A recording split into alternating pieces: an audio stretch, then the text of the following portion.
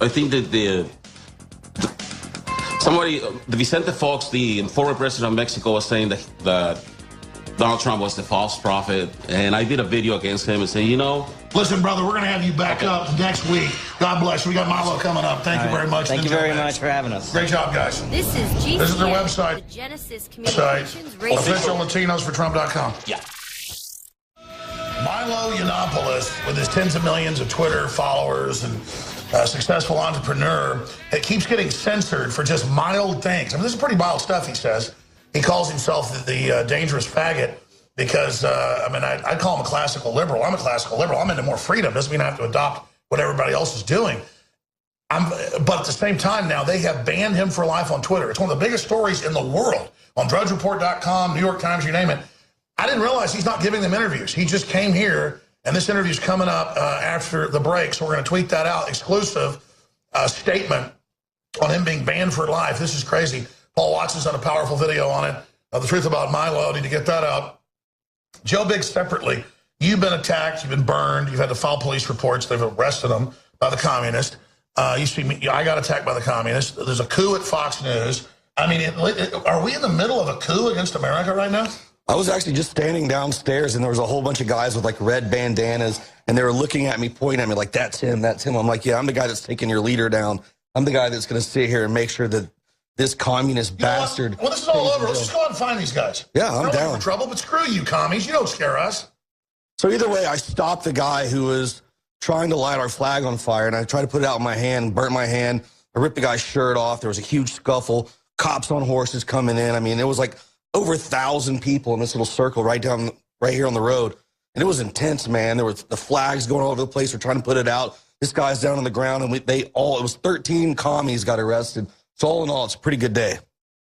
Well, I mean, the point is they attack people and then say they aren't. And they're out there trying to incite a riot, clearly in front of a bunch of veterans burning an American flag. Well, this guy's been known. He's a habitual, dirtbag. He's everywhere. Same thing with this Dix guy. Everywhere he goes, there's bad stuff the next few days. Yeah, Carl Dix, this guy's Gregory Johnson. He's a douchebag. And he goes everywhere and incites violence. He was in Ferguson, Baltimore. He's the guy that goes out there with the megaphone, gets everybody riled up, and then when, stuff hits the fan, he walks off and sits back and kind of smiles and lets everyone else go to jail. This time, it came to him. Well, overall, I've never felt the spirit of America rising stronger. It actually freaks me out. I mean, I've been very emotional. You guys know that behind the scenes, especially just seeing this country awaken, but also see the threat and how close this horse race is between Hillary and these fake New York Times articles, 78% chance she's going to win. Total bull, man. What is your overall feel, though, on this RNC? It's Trump all the way. I mean, I've been to almost all these events with, half of our crew, and you see thousands upon thousands of people that come from Canada, that come from states away to go listen to this man speak. No one does that for Hillary Clinton. There was like 100 people that showed up to Long Beach to her event. It was lackluster. It was depressing. It was ridiculous. No one cares. She's horrible. Hillary for prison, 2016. Clinton for San Quentin. What's it like to see our memes dominating everywhere? It's everywhere. You can't walk 10 feet in Cleveland right now without seeing a Hillary for prison T-shirt. And if it's not ours, it's a knockoff. But hey, you guys are taken from us, and that's flattering. That's awesome. Yeah, no. I mean, and to be quite frank, I saw one guy a year and a half ago with a sticker. I think it was like homemade. That's where I got the idea. I said, hey, some guy had a sticker. Let's put this out. And other people picked it up. I could care less. So I'm not even the progenitor of that idea. The point is I'm just carrying the ball just to get it out to folks. And so it's very, very exciting. If we're going to make a run at Hillary Clinton, let's go all the way. What do you make of Milo? Lifetime ban. This is their model of the internet where they claim he incited cultural or sexual or racist stuff because he said the new Ghostbusters movie looks so horrible. In the trailer, I would never watch it. Not because it's three women. They suck, man. I was bullhorning all the different Twitter stations that are set up throughout the RNC, screaming free Milo, and then had the entire crowd chanting. And we were all sitting there giving him thumbs down. Milo's over there laughing. I mean, we were sitting there booing him and doing all that. And we're like, free Milo, shame on you. You guys are dirtbags. Freedom of speech. And everyone was just like, yeah. Well, great job. We're going to go down Media Road later. We're going to go out and say out to commies later. They're looking for us. Oh, yes. Oh, yeah. And then we're going to also go in for Trump's speech tonight. Good job, Vic. Roger that. Milo Yiannopoulos with tens of millions of Twitter followers, just viral videos every day. I don't really need to introduce who he is, successful entrepreneur. and he also goes by the dangerous faggot because I guess he doesn't want to go along with the fake liberals that want to restrict free speech and like ban the word mother and father and all this weird Jim Jones stuff. But I mean, I didn't realize how huge this interview was going to be because I've been trying to get you on for months. And then, I met you over at the Ritz at one of those Republican functions covering stuff. And I know you and Paul Watson have talked, and he's been covering how you get censored all over the internet. But they're now using you, literally, I can't believe this is happening. While this coup against the media happens, Fox News has a coup, taking it over. Drudge has warned everybody that the Supreme Court justice told him now is the time they're coming after free speech. He warned a year ago. It's now happening on this show. And I think this interview is up there in importance because this is the day after you've been banned, lifetime ban. And they say under these UN rules, anybody will be banned on the internet, period, if you've been shown to be hateful, for making fun of the abominable Ghostbusters movie. So this is getting crazier and crazier. And I wondered, I'm like, Milo's not giving statements to the press. It's like one of the top stories in the world right now. I mean, this is crazy. And he comes in and goes, oh, yeah, I'm going to give you the unfettered statement because it's live and I won't be censored. So, Milo, you've got the floor. Walk through what's happened. A lot of folks are watching. A lot of people are listening. We'll recap it, too, a little bit later. But thanks for coming in. Thank you so much. Thank you for having me. I'm glad we got to do this at last. You bet. Well, this is insane. This is wild. I didn't realize. I mean, I knew this was epic, but I didn't realize it was like supernova epic. Turn me into the little star of the RNC. I don't know how stupid Twitter is, but I don't think they anticipated what was going to happen. Well, let's talk about, for new viewers or folks that have halfway followed it, what's really happened. Your statement. Go ahead. Sure. Well, I published a review of the new Ghostbusters movie, which is a really bad film. It's a very bad film. It seems to me to be the first film, I mean, maybe the first film I've ever seen, anyone I can think of, which has been conceived entirely out of spite. This is a movie that just hates men. It is a movie that that drops in a million little dull, thin, mean, nasty, third-wave, Twitter-style feminist jabs. They throw Bill Murray out of the window. Use a sort of nice metaphor for what they've done to the franchise generally. And at the end, they shoot the big marshmallow guy in the nuts, to kill. It's just all these tiny, nasty little jabs. Sounds like throughout. toddlers made a movie. Exactly. It's the first movie I can think of that was made entirely out of childish spite. Now, the thing about the first Ghostbusters movie, and maybe people didn't think of this at the time, but it is like a libertarian showcase. The bad guys in the first movie aren't the ghosts. The bad guys in the first movie are the government. The ghosts in the first movie are adorable. They're nice, fun characters. Slimer looks like a good guy to party with. Of course. Who doesn't want to party with the ghosts from Ghostbusters? No, but the villains in the first movie were the government. It was the bungling bureaucrats getting in the way of private... EPA. Exactly. Well, yeah, getting in the way of private enterprise. Yes, it's true. This man has no dick. I'm sorry. Anyway, the new movie is entirely from this sort of mean... I know you do a lot of feminism. Paul Joseph Watson does a lot of feminism. I've seen it, though. A lot of movies now. You go see them. The new House Party movie was unwatchable.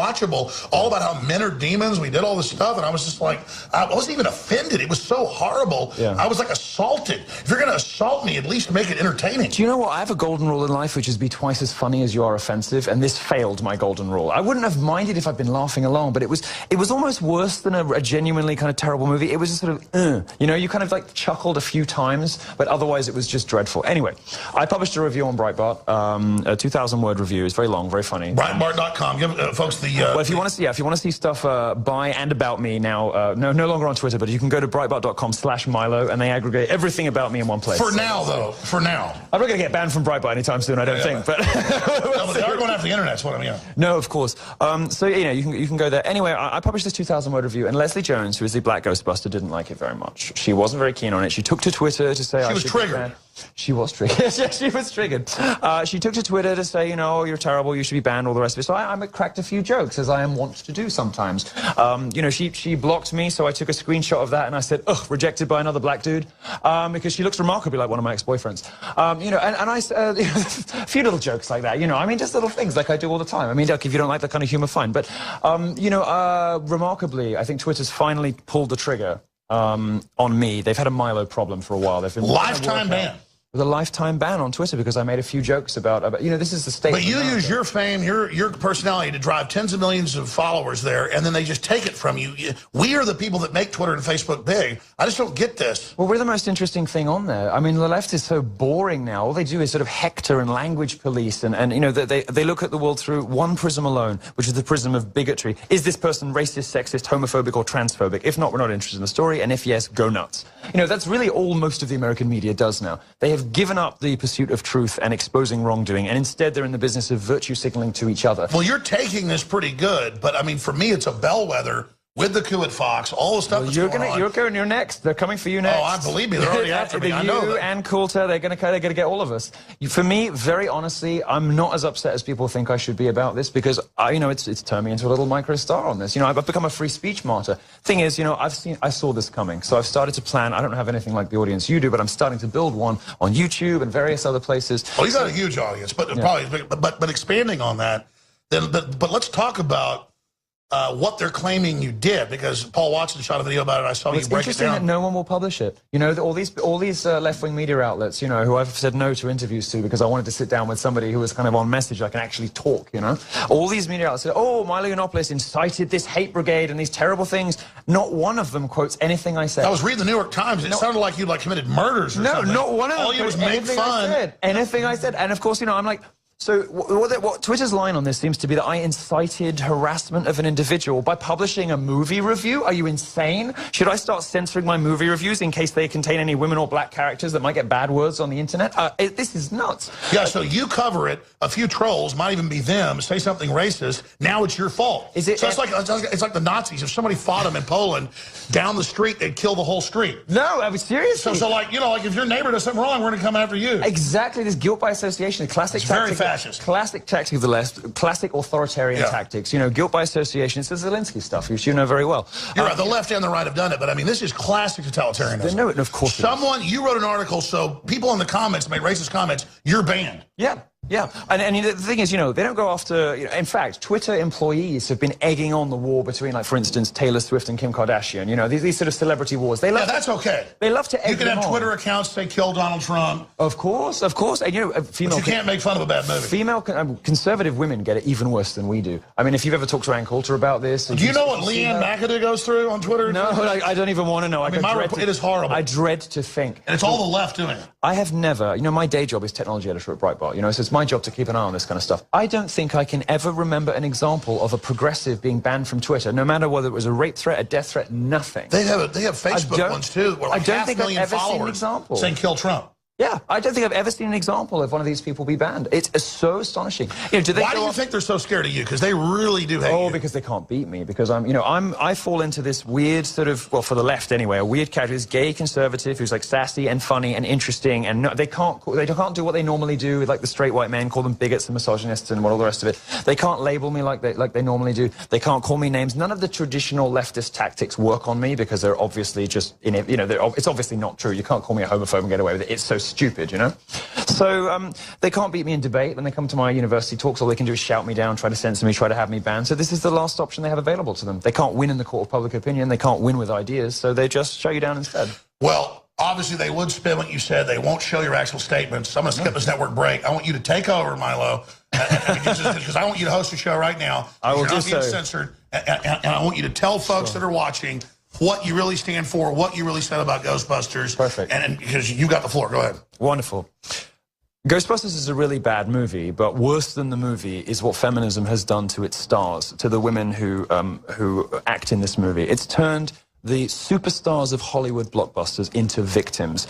Nothing offends me, really. I mean, I don't have that bit of my brain where I get offended or afraid or all the rest of it. Maybe I'm broken, but yeah, I don't get offended by many things, but I was sort of offended on behalf of women, not just because of the stereotypical and dumb portrayals of women in this movie. You know, you've got the tomboy, you've got the sort of 80s sassy black woman played by Leslie Jones, which all my black friends cringed at enormously. But what happened to these women is they turned themselves into professional victims, into grievance mongers, and these are strong, talented, successful women who are sitting at home in wherever they live in, you know, Beverly Hills or whatever, on their iPhones, worrying about what people are saying on the internet. These women are victims, but not Poor of, babies. I know, but these women are victims, just not of what they think. They're not victims of the patriarchy. They're not victims of some white supremacist conspiracy. These people are victims of feminism. These women are victims of people who have told them that everything that is wrong in their life is down to a man somewhere. Or black people, that everything is wrong in your life is down to some sort of hegemonic, capitalist, heteropatriarchal system. It simply isn't true.